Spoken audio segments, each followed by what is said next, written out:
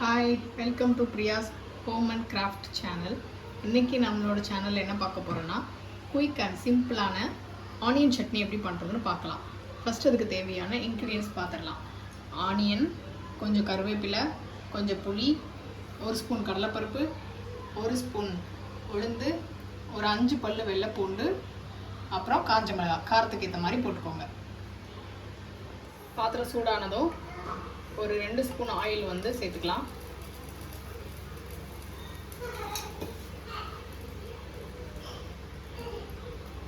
ஒரு ஸ்பூன் உளுந்து, 1 ஸ்பூன் கடலைப்பருப்பு. கொஞ்சம் நல்லா பொரியிற வரைக்கும் வெயிட் பண்ணணும்.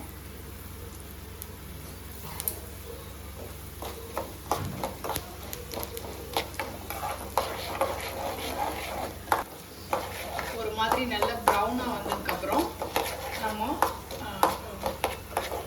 மிளகாய் ஆட் பண்ணிக்கலாம். அதோட வெள்ளைப்பூடும் ஆட் பண்ணிக்கலாம்.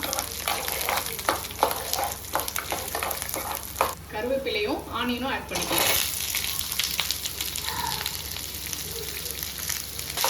கொஞ்சம் ஆனியன் நல்லா வதங்குற வரைக்கும் அப்படியே வச்சுட்டு கொஞ்சம் நேரம் நல்லா கிளறி விடணும்.